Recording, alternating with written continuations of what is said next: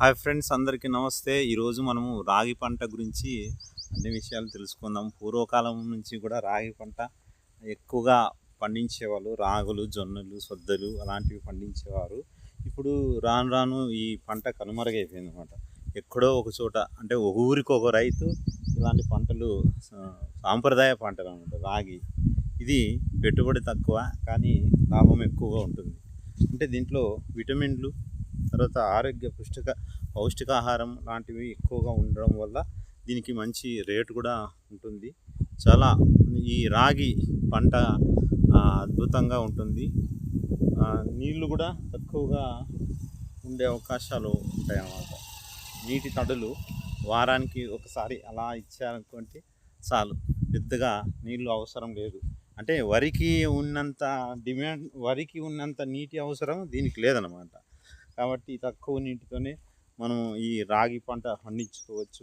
అదేవిధంగా రాగి పంట 3 నెలలకు వచ్చేస్తుంది, కోతకి వచ్చేస్తుంది. దీనికి దాదాపు 1 కేజీ 30 రూపాయల నుంచి 40 రూపాయల దాకా ఉండడం వల్ల మంచి డిమాండ్ ఉందన్నమాట. అంటే దీన్ని ఇప్పుడు షుగర్ పేషెంట్లు, తర్వాత ఇలాంటి వాళ్ళు ఎక్కువగా తినడం అనేది యూజ్ఫుల్ అయిందనమాట. అంటే ఎక్కువ తింటున్నారు కాబట్టి ఈ రాగులకి రేటు ఎక్కువ వస్తుంది అనమాట. ఇప్పుడు రాగి పంట పెట్టినప్పటి నుంచి మనం కోసేంత వరకు కూడా ఎలాంటి సస్యరక్షణ పనులు తీసుకోవాలి, ఎలాంటి మందులు వేసుకోవాలి, ఎలాంటి ఎరువులు వేసుకోవాలి అనేటువంటి విషయాలన్నీ టోటల్గా పూర్తిగా అన్ని విషయాలు తెలుసుకునే ప్రయత్నం చేద్దాం. ఆంధ్రప్రదేశ్లో రాగి పంట 64,000 ఎకరాల్లో సాగు చేయబడుతూ 40,000 టన్నుల ఉత్పత్తిని ఇస్తూ ఉంది. సరాసరి దిగుబడి ఎకరాకి 484 కిలోలు వస్తుంది. అత్యధికంగా విశాఖ, చిత్తూరు, అనంతపురం మరియు విజయనగరం జిల్లాల్లో సాగులో ఉంటుందన్నమాట. విత్తే సమయం వచ్చేసి రాగిని ఖరీఫ్లో జూలై, ఆగస్టు మాసాల్లో, రబీలో అయితే నవంబర్, డిసెంబర్ మాసాల్లో, వేసవిలో అయితే జనవరి, ఫిబ్రవరి మాసాల్లో విత్తుకోవడానికి చాలా అనుకూలం అన్నమాట. తర్వాత ఈ రాగి పంట వేయడానికి నేలలు ఎలాంటి నేలలు కావాలనేది చూసుకుంటే రాగిని తేలిక రకం ఇసుక నేలల్లో మరియు బరువు నేలల్లో పండించవచ్చు. నీరు నిల్వ ఉండే భూములు అనుకూలం కావన్నమాట. నీళ్ళు నిల్వ ఉండే భూమి బాగుండదు ఈ పంటకి. ఇప్పుడు మనం ఈ రాగిలో వివిధ రకాలైన రాగిని వివరాలు కనుక్కుందాం. గోదావరి 1974 ఇది ఖరీఫ్, రబీలో వేసుకోవచ్చు. 120 రోజుల నుంచి 125 రోజులలో పంట వస్తుంది. ఇది ఎకరాకి 12 నుంచి 16 క్వింటాళ్ళు దిగుబడి వస్తుంది అనమాట. గుణగణాలు ఈ పంట ఎట్లా ఉంటుందంటే అన్ని ఋతువులను పండించవచ్చు. పైరు ఎక్కువగా పిలకలు వేస్తుంది. మొక్క పచ్చగా ఉండి వెన్నులు పెద్దగా ముద్దగా ఉంటాయి. గింజలు ఎరుపు, గోధుమ రంగు కలిగి మధ్యస్థమైన లావుగా ఉంటాయన్నమాట. ఇది గోదావరి. తర్వాత రత్నగిరి ఖరీఫ్, వేసవి. రత్నగిరి 1985 ఖరీఫ్, వేసవిలో పంట వేసుకోవచ్చు. 110 రోజుల నుంచి 105 రోజులు, అంటే 110 రోజుల్లో పంట వచ్చేస్తుంది. 12 నుంచి 16 క్వింటాళ్ళు ఎకరాకి వస్తుంది అనమాట. పైరు ఎక్కువగా పిలకలు వేస్తుంది. మొక్క ఆకుపచ్చగా ఉండి 90 సెంటీమీటర్ల ఎత్తు వరకు పెరుగుతుంది. వెన్నులు పెద్దగా ముద్దగా ఉంటాయి. గింజలు ఎరుపు, గోధుమ రంగులో ఉండి మధ్యస్థమైన లావుగా ఉంటాయి అన్నమాట. నెక్స్ట్ వచ్చేసి సప్తగిరి 1995 ఖరీఫ్, రబీలో వేసుకోవచ్చు. 110 రోజుల నుంచి 115 రోజుల్లో పంట అయిపోతుంది. 12 నుంచి 16 క్వింటాళ్ళు వస్తుంది. పైరు ఎత్తుగా పెరిగి పిలకలు ఎక్కువ వేస్తుంది. మారుతి 1998 ఖరీఫ్, వేసవిలో, రబీలో లేదు వేసుకునేది. 85 రోజులకే పంట వస్తుంది. 85 రోజుల నుంచి 90 రోజుల్లో పంట వస్తుంది. 10 నుంచి 12 క్వింటాల్లో దిగుబడి వస్తుంది. బెట్టను తట్టుకుంటుంది. అగ్గి తెగులను అన్ని దశల్లో తట్టుకుంటుంది అనమాట ఈ పంట. తర్వాత చంపావతి 1998 అన్ని కాలాలకు సరిపోతుంది. 80 నుంచి 85 రోజుల్లో పంట వస్తుంది. 10 నుంచి 12 క్వింటాలు దిగుబడి వస్తుంది. బెట్టును తట్టుకుంటుంది. అంతర పంటగా పండించేందుకు అనువైన రకం ఇది. తర్వాత భారతి 2006 అన్ని కాలాలకి పనికొస్తుంది. 110 రోజుల్లో పంట వచ్చేస్తుంది. 14 క్వింటాళ్ళు వస్తుంది దిగుబడి. వెన్నులు పెద్దగా ముద్దగా ఉంటాయి. అగ్గి తెగులను తట్టుకుంటుంది. కొంతవరకు చాలా బాగుంటుంది అనమాట. శ్రీ చైతన్య 2009 నంబర్. ఇది ఖరీఫ్ రబీలో వస్తుంది, వేసుకోవచ్చు. 115 రోజుల్లో పంట అయిపోతుంది. 12 నుంచి 16 క్వింటాళ్ళు దిగుబడి వస్తుంది. పైరు ఎత్తుగా పెరిగి పిలకలు ఎక్కువగా వేస్తుంది. అగ్గి తెగులు తట్టుకుంటుంది. నెక్స్ట్ వచ్చేసి వకుల 2012 రబీ ఖరీఫ్లో రబీలో వేసుకోవచ్చు. 110 రోజుల పంట అయిపోతుంది. 13 నుంచి 15 క్వింటాళ్ళు దిగుబడి వస్తుంది. ఎన్నులు పెద్దవిగా ముద్దగా ఉంటాయి. పైరు ఎత్తుగా తక్కువగా ఉండి పొలం మీద పడిపోదు. ఇది ఆకు మీద అగ్గి తెగులు తట్టుకుంటుంది. గింజలు ఎరుపు గోధుమ రంగులో ఉంటాయి, లావుగా ఉంటాయి అన్నమాట. నెక్స్ట్ వచ్చేసి హిమ 2012 రబీలో మాత్రమే వేసుకునేది. ఇది పంట 110 రోజులు పంట అయిపోతుంది. 10 నుంచి 12 క్వింటాళ్ళు దిగుబడి వస్తుంది. తెల్ల గింజ రాగి రకం. ఇది తెల్లగా ఉంటుంది, ఎక్కువ అగ్గి తెగులను తట్టుకుంటుంది. ఇది ఓన్లీ రబీలో మాత్రమే వేసుకునే పంట అనమాట. నెక్స్ట్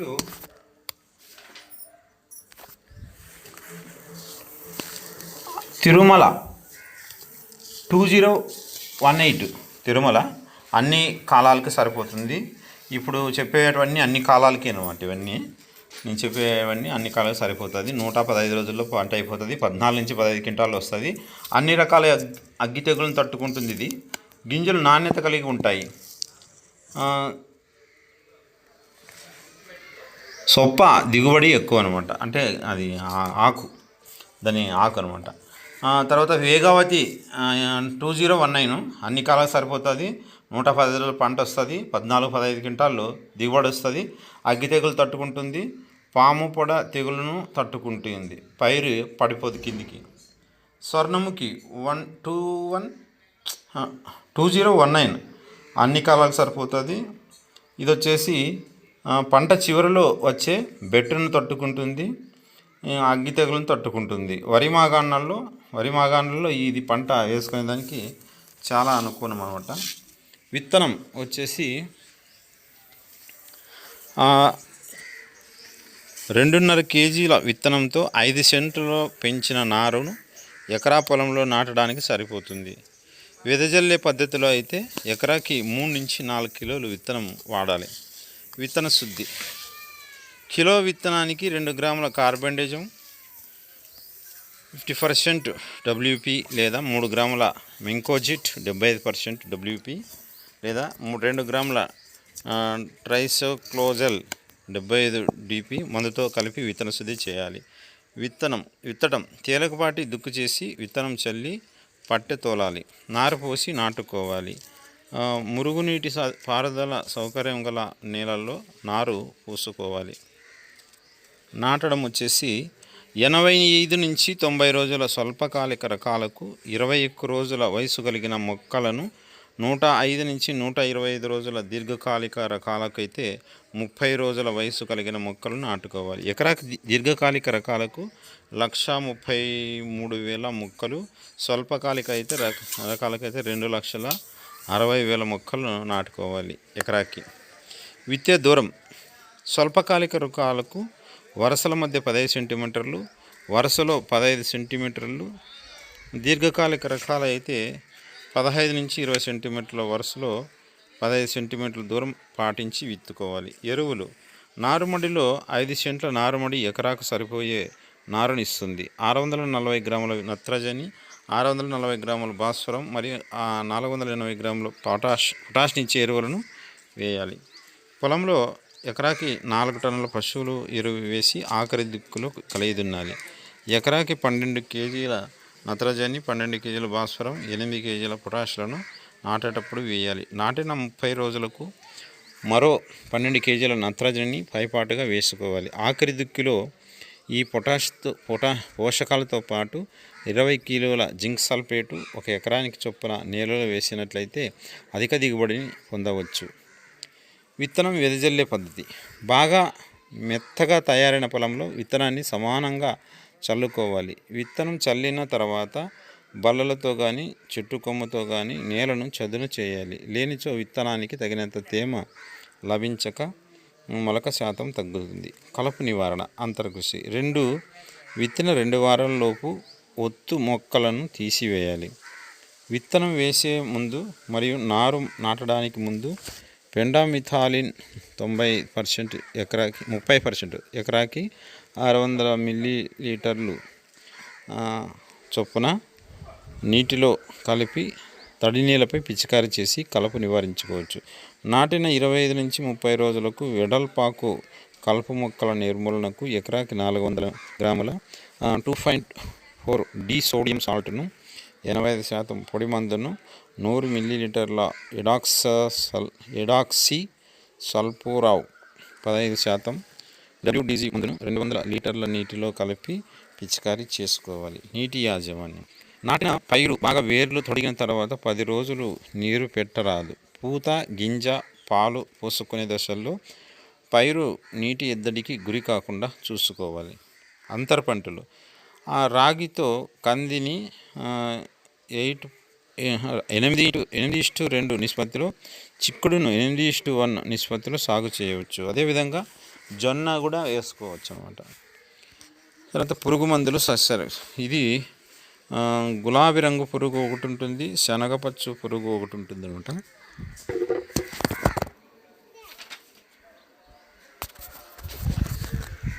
అదేవిధంగా కత్తెర పురుగు కూడా ఉంటుందన్నమాట.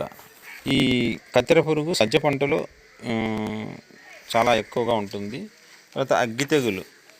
ఈ తెగులు నారుమడిలోను తర్వాత నాటిన పంటను ఆశిస్తుంది. వర్షపు జల్లులు పడుతూ గాలిలో అధిక తేమ ఉండి రాత్రి ఉష్ణోగ్రతలు 20 డిగ్రీల సెల్సియస్కు చేరుకున్నప్పుడు అగ్గి తెగులు ఉధృతి ఎక్కువ అవుతుంది. వాతావరణం ఈ విధంగా ఉంటే అధిక నత్రజని వాడిన పంటల్లో తెగులు ఎక్కువగా కనిపిస్తుంది. ఎదిగిన మొక్కల ఆకులు, కనుపులు, వెన్నులపైన దారపు కండే ఆకారంలో మచ్చలు ఏర్పడతాయి. ఈ మచ్చలు చుట్టూ ఎరుపు, గోధుమ రంగు ఆకు అంచులు కలిగి ఉంటాయి.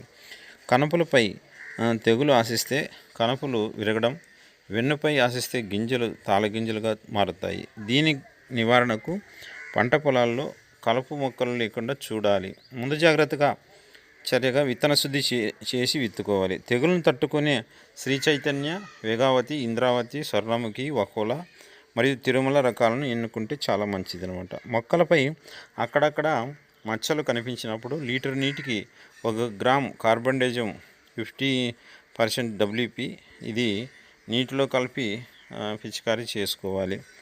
నత్రజని ఎరువులు సిఫారసుకు మించి వాడకూడదు. నారు నాటే ముందు కాపర్ ఆక్సిక్లోరైడ్ 50% WPని లీటర్ నీటికి చొప్పున కలిపి ద్రావణంలో నారును ముంచి శుద్ధి చేసి తర్వాత నాటుకోవాలి. సస్యరక్షణతో మంచి ఫలితాలు పొందాలంటే 1 ఎకరాకి 200 లీటర్ల నీటితో సిఫారసు చేయబడిన మోతాదులో క్రిమినాశక, శిలీంద్రనాశక మందును కలిపి ద్రావణాన్ని పిచికారీ చేయవలసి ఉంటుంది. పంట కోత. రాగి పంట కోతను సరైన సమయంలో ప్రారంభించాలి.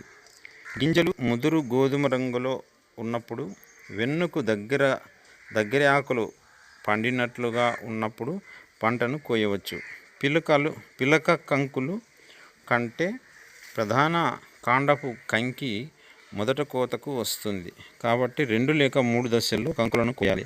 పొలంలోనే చొప్పను కోసి 2-3 రోజులు ఆరిన తర్వాత వెన్నులను విడిదీయవచ్చు. లేదా నేరుగా చొప్పను కోయకుంటే వెన్నులనే కోసి 2-3 రోజుల్లో పొలంలో ఆరబెట్టవచ్చు. బాగా ఆరిన వెన్నులను కర్రలతో కొట్టి కానీ ట్రాక్టర్లతో నడపడం ద్వారా కానీ గింజలను సేకరించాలి. అలా సేకరించిన గింజలను గాలికి తూర్పారబెట్టి నాణ్యమైన గింజలను పొందవచ్చు.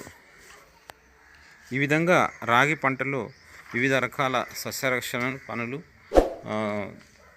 ఇవి అన్నీ పూర్తిగా పాటించి ఈ రైతులు మంచి దిగుబడిని సాధిస్తారని, రాగి పంటలో అభివృద్ధి చూస్తారని, మంచి ఆశాజనకంగా రాగి పంటను పండిస్తారని హైటెక్ అన్నదాత కోరుకుంటుంది. ఈ వీడియో మీకు నచ్చినట్లయితే వెంటనే సబ్స్క్రైబ్ చేయండి, లైక్ చేయండి, షేర్ చేయండి. జై హింద్.